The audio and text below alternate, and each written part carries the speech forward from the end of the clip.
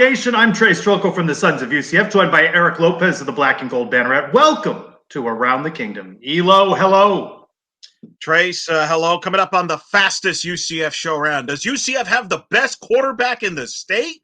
UCF shocks Kansas. Where does that rank in Mount Rushmore of UCF victories in UCF Athletics history? And oh yeah, we're celebrating. We got another national title, baby. Bringing it up. All coming up on this edition of Around the Kingdom.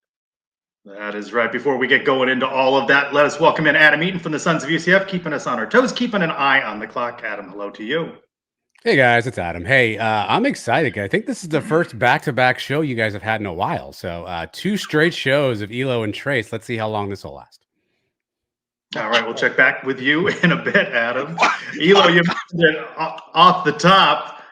It was quarterback KJ Jefferson who won the presser and has been the talk not only of Night Nation, but columnists like Mike Bianchi, who has raised the question, is KJ Jefferson poised to be the best quarterback in the state of Florida? It is an interesting topic, what with all of the movement going on now in college football, new additions, new faces.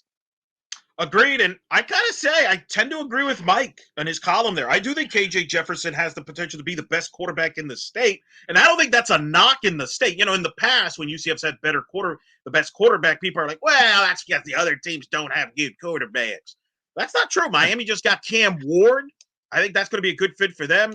FSU has DJU, as I'm not going to pronounce his last name, but the former Clemson and Oregon State quarterback. I think that's a nice fit for him. And then Graham Mertz will return as the Florida quarterback. But the way KJ fits in this system with Gus, what he has produced at Arkansas, I think there is the potential that KJ Jefferson is the best quarterback in the state of Florida. And, you know, the Knights obviously have had that a couple of times when Culpepper was the best quarterback in the state. Mackenzie Milton was the best quarterback in the state. I think KJ has a chance to be in that list.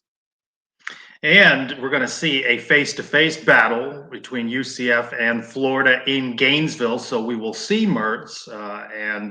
Let me ask you this question. KJ Jefferson, let's assume now that he gets off to a good start and has success in the Big 12. Why not a Heisman push by UCF? It's been a while, right? They didn't even put a lot of energy around Mackenzie Milton in that regard. I think there's time now, especially being in the Big 12, especially with a high-profile addition like KJ Jefferson. UCF should be thinking about that, assuming he gets off to a good start. No, it's a valid point, and you're in the Big 12, so that conversation will pick up if you have a good year. Look at Ollie Gordon. Remember how some Heisman talk started happening with Ollie Gordon as he was running roughshod, and he beat Oklahoma, but, of course, UCF then crashed that to the floor after they smashed them in the Cowboys. But you're right. He could be, and if he gets off to a great start in UCF, and that Florida game, remember October 5th, he goes back there, UCF knocks out Florida, that could have massive ramifications from a Heisman hype for KJ, maybe some rankings for UCF, and maybe a firing at the Florida head coach with Billy Napier. But it's exciting, and I can tell you, I think you're right. This is probably the most exciting UCF has been at the quarterback position since what? We saw Dylan Gabriel early on in his freshman year, would you say, Trace, as far as excitement, just seeing what this quarterback can do? And with Florida's schedule, playing Florida State, Miami, and UCF, Graham Mertz is going to be measured against all of those other quarterbacks in the state. So he has to have success to keep his name in the conversation of being best in the state. Certainly had the statistics before injury, 20 touchdowns, just 3 interceptions. But that head-to-head battle, that is what UCF fans are most looking forward to. Oh, they're definitely going to be looking forward to that, and not just UCF fans or Florida fans, but perhaps many college football fans. As according to 247, they have ranked UCF at Florida as the 8th most anticipated non-conference game of 2024. That's a big statement there to be a top 10. Trace, my question to you is, where does this rank as far as UCF, as far as the most anticipated non-conference games versus some previous, most recent non-conference games? What are you saying? It looks more attractive than Sam Houston State that is on the schedule in 2024. Certainly a more high-profile game than even Boise State, which was the big marquee game. You know, you go back, it's also interesting, we talk about UCF Athletics in eras, right? Going to Alabama, going to Nebraska, those sorts of high-profile games now in this Big 12 era, just a small sample size last season, coming up this season. the in-state bragging rights, these recruiting battles, and the fact that UCF had success against Florida in the Gasparilla Bowl, I certainly think it is amongst the most high-profile games, non-conference, that UCF has played. Maybe of all time, right? Because this game has been talked about since the signing of the contract. Remember the criticism about the 2-for-1? Why are we doing this? Is Florida going to, renege on this? And here we are. This game is just around the corner. And you look at Florida coming off an under 500 season. UCF's in the Big 12. I think this is going to be one of the most demanded hot UCF road tickets. The only ones I can think of, like Michigan 2016 was pretty special, big deal. I mean, you don't go to the big house, every year. I mean, that's right up there. You mentioned Alabama. You were there in 2000. But this is up there. This could be maybe the biggest, most anticipated non-conference game in UCF football history. It's got to be near the top, if not number one. And I was at a lot of these games, right? Auburn, Ohio State, Wisconsin, Virginia Tech. But those were all David and Goliath matchups, and UCF was a decided underdog in those games. This is one interesting to think what the line might be in this game, right? UCF, if it's an underdog, be just a couple of points. It's not going to be a big gap like you saw when UCF traveled to face Michigan or Ohio State. So I think the competitive nature of the game, the bragging rights, and the way the schedule is built out. When's the next game in this Florida UCF rivalry? A few years after. It's built out a while, right? A little while, right? But it's a big deal. Maybe we have to probably break it down because you mentioned those independent days. There were marquee games, but you were not getting a payoff out of it. This game does have a ton at stake from a recruiting standpoint. Man, the loser of that game, it is good to avoid social media. That fan base, whoever loses, yeah. Wild.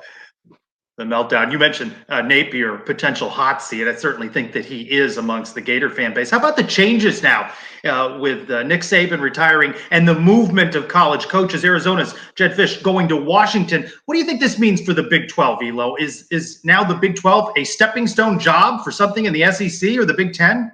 Well, that's been a topic at some of these college football podcasts that I got listened to. Like, the big thing is the Big 12 going to be the league that people try to get coaches? There were reports that up to 5-6 of the Big 12 coaches were in the mix, perhaps as Kansas State, Lance Leipold, right? I mean, and part of the thing is depends what you feel about the 12-team playoff, because I'm in this camp. I think the Big 12 might struggle to be a 2-bid league or more, because I think the SEC and the Big 10 is going to gobble up the majority of those at-larges in the 12-team playoff. So maybe that's probably part of the thinking, Jedd Fisch, is they can go into Washington. I have a better chance to make the playoffs because there's more opportunities in the Big 10 than there might be in the Big 12. That being said, short term, this is huge. I had Arizona as a favorite. I think a lot of people were going to pick Arizona to be the favorites in the Big 12. What happens to that roster, Trace? How many of those players now depart and either follow Jedd Fisch to Washington or go elsewhere will have a massive impact in the Big 12 race next season? Well, Gus Malzahn talked about it at the KJ Jefferson press conference that the Knight staff was still working the portal, and portal was closing, except these players get freed, and now the Alabama players are on the move. Washington, Arizona. I think it's interesting the names that have been linked to this Arizona job along the way, right? Names resurfacing like Scott Frost or G.J. Kinney. It'd be interesting to see where those guys land, possibly in the Big 12, and whether there'd be a rematch with UCF in the coaching circles. I'm going to tell you this too, Trace. You're not going to like this, but I think with Arizona, they take a dip, and now they hired a new coach from San Jose State, Brennan. Let's see how he does. But if they lose personnel, now all of a sudden that Big 12 becomes very interesting, and who's to say that UCF now becomes a pick? I would actually, right now, I have the sheet of paper.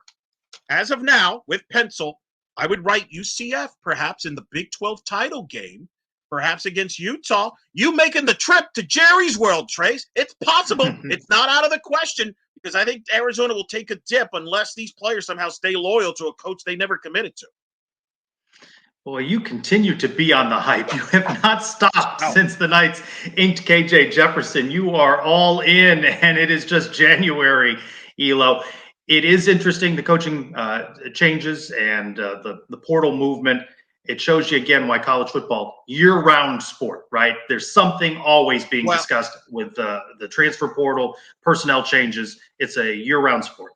It's become, too, kind of a pro sport with a lot of transactions. But are we hypocrites, Trace, real quick? we get upset when players leave to go to another school, and here's a coach again leaving at short notice. A 3-minute conversation with his players telling him he's leaving, according to reports. Not good. That's all I'm saying. Anyway, you know what's good? This is good. Right here, folks. I'm holding this up. National champions. Why am I holding this up? It's not because football won a claim the title. No. Cheerleading, ladies and gentlemen, winning the national title on Sunday night, a tradition unlike any other in January, up at Disney for Linda Gooch and company. UCF winning their 4th national championship in the program's history. My question to you, Trace. Linda Gooch, a UCF alum, a UCF Hall of Famer. Could you make the case that she is the greatest, not only UCF coach, but maybe just the greatest UCF Knight alum, period?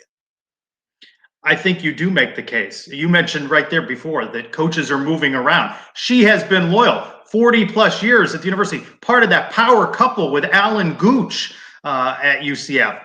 The most imposing presence from a coaching standpoint, the continuity standpoint. She is through and through a UCF Knight. I agree wholeheartedly. The greatest night ever on a sports, in sports, she wins it hands down. So I had her number 2 on my top head coaching list with UCF that I put out this summer on blackandgoldbanneret.com, just behind Torchy Clark. But this national title might put her over. She's clipped Torchy. Might have clipped Torchy there. But you mentioned it. She's an alum who's been here for 40 years. And we laugh about this, but we saw this on Sunday night. A lot of UCF fans were interested in this. They were trying to find results. I felt like we were back in the 80s. We're trying to wait for this, like election night. But it's a big deal to them. She should be honored every time. She's like the Nick Saban of cheerleading. She's on the Mount Rushmore of coaches when it comes to cheerleading, and we have her. That's us. And that, who knows, Trace, if we're ever going to win a national title in other sports, but she's been the standard and the perfect UCF Knight alum. I mean, I can't think of it. She should be honored. Maybe have a statue somewhere, but a well-deserved on a 4th national title, Trace, a dynasty. Did we overlook cheerleading when we said what would be the first UCF sport to win a national championship, right? We just take it for granted, like Alabama fans took Nick Saban for granted. That's what this is true. All right, let us bring back in Adam. Time for some silliness. All right. Well, if you want to celebrate this national championship, I have just the way for you to do that. You can hook up with the Sultry Spirit. Find them on Instagram at The Sultry Spirit or call them at 941-567-7062. They are a mobile bartending service, and they will take your event to the next level. Creative twists on classic cocktails. If you're looking for fun, this is the place for you. They have all your needs covered. If it's an event, if it's a wedding, it's a bar mitzvah, it's a party, whatever. The Sultry Spirit, they'll come to your house. They'll set up. You'll have a great time. You'll have fun. They have great cocktail recipes. They have a ton of bartending knowledge, tips, and tricks. They'll keep you entertained for the entire evening. And here's a special offer just for everyone listening to this this particular program right here. Let them know you heard about them from the Sons of UCF around the kingdom. You get 10% off and a special gift. Find them again on Instagram at The Sultry Spirit or call them 941-567-7062. All right, gentlemen, silly game time this week. Another easy, easy questions, nothing too out of the ordinary. Eric, I'll start with you on this first one. We haven't touched on basketball yet. I think we're going to get there. But of course, of all the games happened this week, another interesting story broke that Mikey Williams, a high school phenom, a highly regarded player who has a ton of social media followers, got in some legal trouble, ends up leaving Memphis. He put a graphic out saying he is committed to UCF. However, he's not actually enrolled in UCF yet. There's still some things that have to be worked out. He may or may not be able to play this year. So this is very easy for both of you. Eric, I'll start with you. Mikey Williams will play at least one game for UCF. True or false? Wow. Wow. I thought this was easy.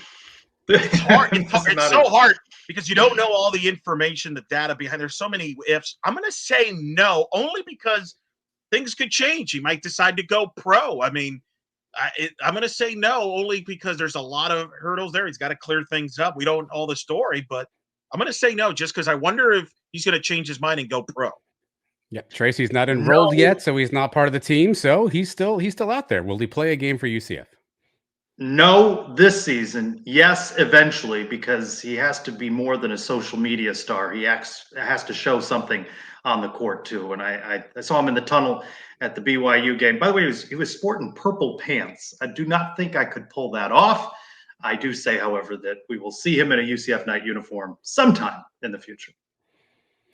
Thanks for the side note on the purple pants. All right. You talked about this earlier, and so I'll bring this back to the group. Trace, I'll start with you. In 5 years, Scott Frost will be a head coach again at either the FBS or FCS level. True or false? 5 years, Scott Frost will be a head coach again somewhere. True. Sooner than that. Wow. You're stumping left and right. He's got to be a coordinator somewhere first. Does he want to be a coordinator? I mean, does he want to coach, or is he just going to settle to be a head coach? He needs to be young to not coach again. I'm going to say yes, but I don't think it's. I mean, he's got to be a coordinator first. All right. News today, Monday. Jerry and Susan Roth once again have donated a significant amount of money to UCF. They obviously are the family after the Roth Tower. That amount of money not disclosed. But here's the question for you both. I'll start with you, Eric. If you could donate any amount of money, doesn't matter what it is, and UCF was going to name a building or a facility after you, what would you want named after you? What name would you want, and what would you want named after you? Well, I think the answer is pretty obvious, right? I could, baseball's got John Giuliano Park. Yes. Let's go with the press box at softball, right? Like we got to remake that anyway. Let's go with that. I could be softball. You're going press box? You might as well go whole stadium. Yeah, the Eric Lopez softball complex. See, no, I think I would name that after either Coach Gillespie or a player like Stephanie Bass. I would just want the press box. That's where I've spent most of my time. That's all. He's a humble millionaire. Trace. Shade at the softball field brought to you. Slap my name all over that lazy river. Maybe we will eventually get to see it on this campus with this big donation. A big thanks to the Roths. Wow, the Trylko Lazy River. I'm not sure if that one really rolls off the tongue. All right, last one.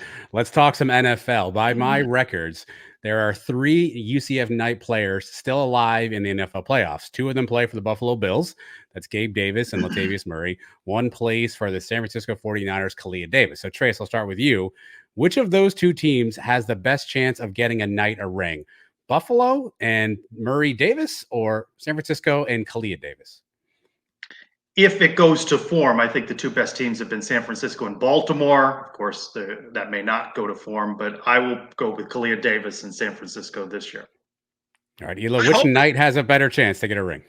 I hope it's Kalia Davis, because I don't want the Bills to win the Super Bowl. I hate the Bills. With all due respect to Gabe and Latavius, who's my guy, but I hate the Bills as a Dolphin fan, and I hope the Chiefs take them out. So I'm rooting for Kalia Davis to get the ring. But I actually think it could be Bills, Knight, or Super Bowl. Wow. Night on night crime there. All right, gentlemen, enjoy. All right. Thank you, Adam. Check back in a few.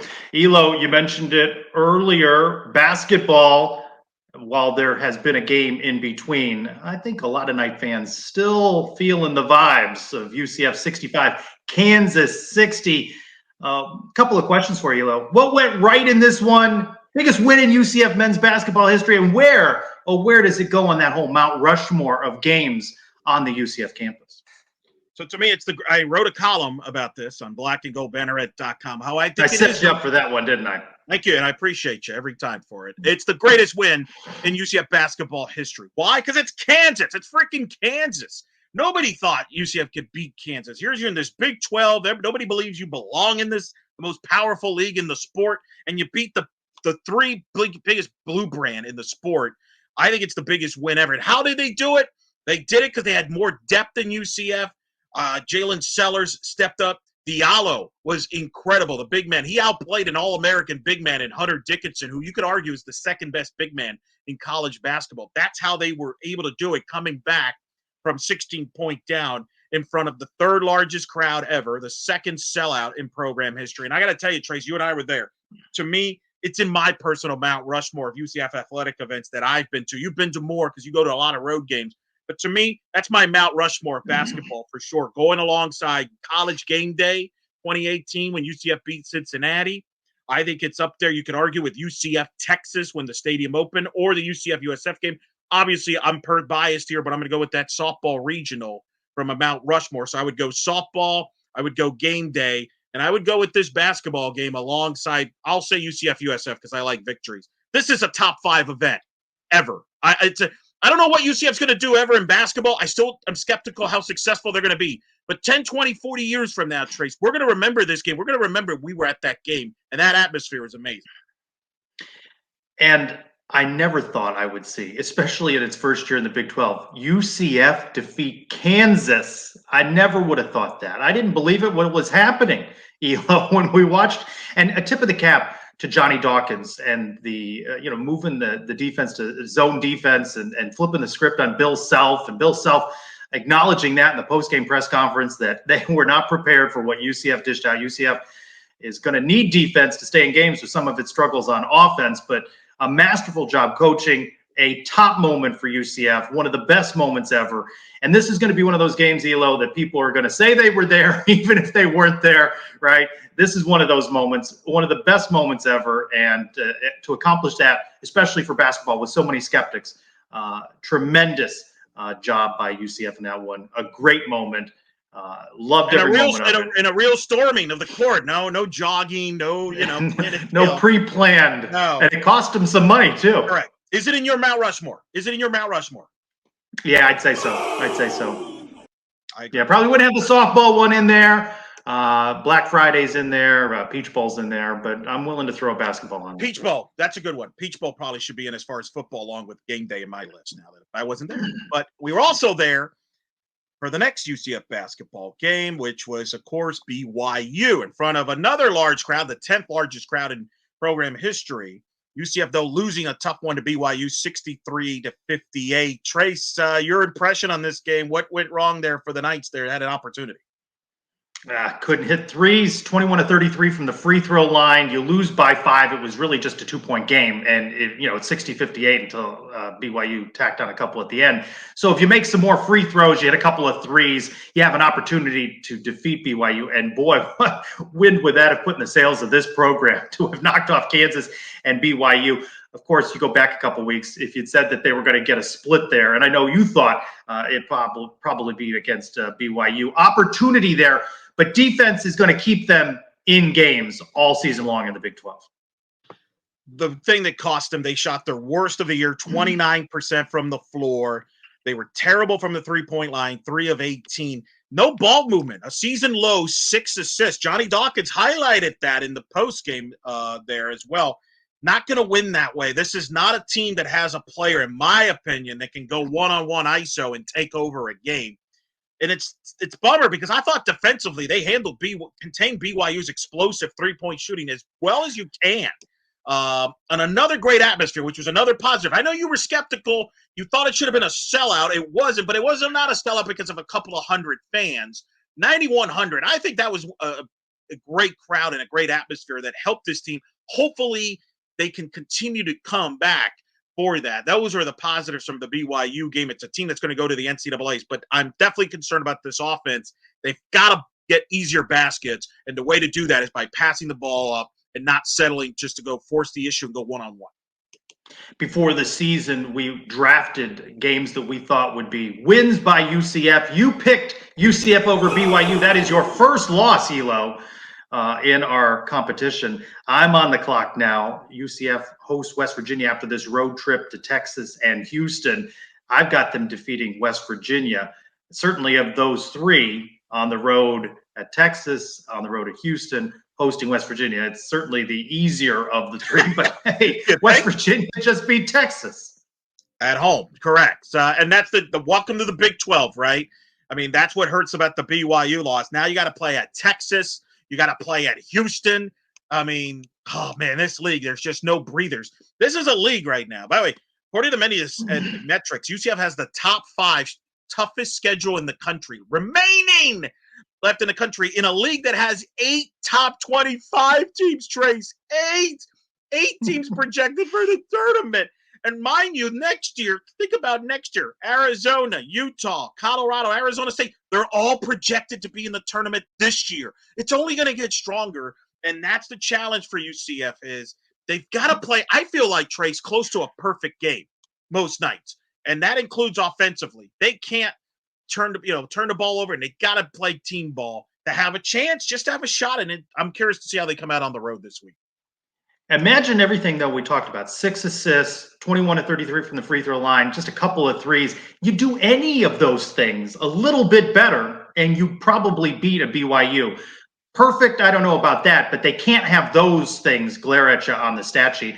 You brought up an interesting name on the Texas roster, somebody we may be familiar with when the Knights play at the Longhorns. Yeah, a guy by the name of Mr. Ethio Horton. Remember him, ladies and gentlemen? Yeah, he's on the Texas roster this year, folks. Averaging about 20 minutes a game, 7 points so far at Texas. Left late from UCF. It's kind of a what if, Trace. If he would have stayed, how would that have affected UCF this year? I'm just going to say this, that I have kind of fallen in love with this team and this composition of players.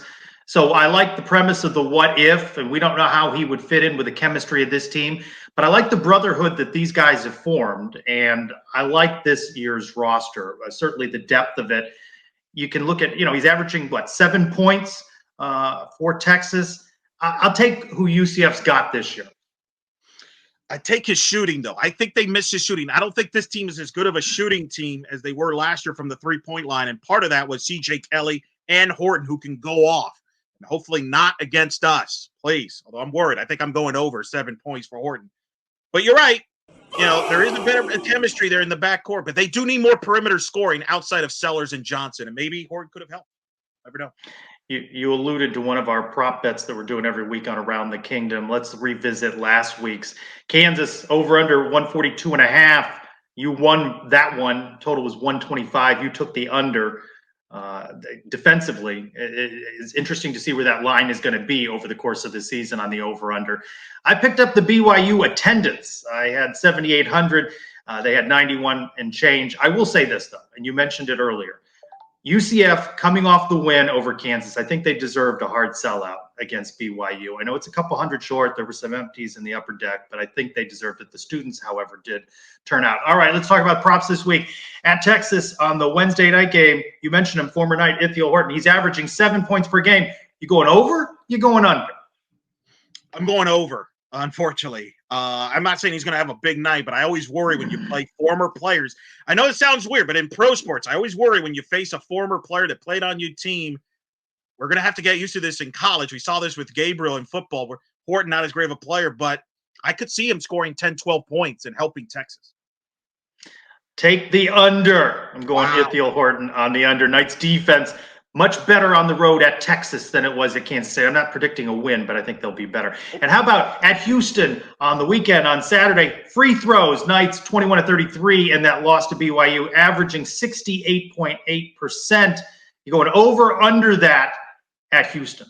I'm going to go under. I think they're going to get to the line a lot. I think that's going to be a physical game. It always is with Houston. But that means if Diallo gets fouled a lot, he goes to the line. He's not the best of free throw shooters. I'm just going to go slightly under. I'm going to go slightly over. So I'm going to go right there at 69%. You're slightly over as I take a 2-1 lead into our next two props. All right, let's bring back in Adam. Give us a little knowledge. Correct anything we may have gotten wrong so far. Yeah, I got a page of notes here. I'm sorry, fellas. For you, Elo. Were we that wrong? I mean, it happens. For you, Elo, it's DJ Uiagalelei. I know you were afraid of his last name. Yes. Uiagalelei. That's how you pronounce it. Also missing from that list, Byron Brown from USF actually is a decent quarterback. But yeah, exactly. You guys were talking anticipated matchups. I heard a Heisman conversation there. People forget KZ obviously was finished 8th in the Heisman. Everyone forgets Dante finished 6th. In the Heisman voting in 1998. A little fun stat there. But there was UCF a Heisman campaign around Dante that year. Perhaps there was. UCF Dante's and UF world, baby. will rekindle their little matchup in 2030, Trey. So mark it on your calendar. Bounce House 2030. Are we still going to be doing this in 2030, Elo? Yeah, we'll be on site to do the show from there. Oh, I like that. Top matchups. UCF has the top matchup on that list, Trace, from 24/7 Sports in the Big 12. Oklahoma State and Arkansas is at number 9. UCF's at number 8. So the top matchup in the entire Big 12.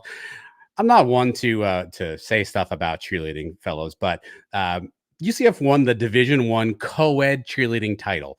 Did you know there are 9 different categories of potential title that you can win in that mix? So I thought it was 8. It's not like they won the whole thing. They won one of 9. I'll give them credit for it, but one of 9. You mentioned, I know, national champs. You mentioned the arena. Mark Pope, the BYU head coach, said that was the loudest environment that they'd experienced so far on this season. He was not expecting that. So kudos to the fans. We're talking about players we like. I think we're underestimating Shamari Allen, by the way. I think Shamari Allen's been a really big piece for this team on offense, bringing the ball up and being a glue guy. And lastly, Ithiel Horton only plays 19 minutes a game, his lowest output of his career, gentlemen. Take the under, Elo. One more thing. On 3, ranking the top 10 portal classes, has UCF 8th. Elo, most players into the portal since August 1st. Michigan State with 27. Cincinnati is tops in the Big 12. 22 players have entered the portal from the Bearcats. Least in the country, Iowa, just 4 players have entered the portal. Best in the Big 12, BYU and Kansas with 5 each into the portal. So look for new episodes midweek, every week on the Sons of UCF YouTube channel. Also, audio drops on the Sons podcast feed. I want to thank Adam Eaton for being with us, and for Eric Lopez, I'm Trylko. Thank you for being with us for Around the Kingdom.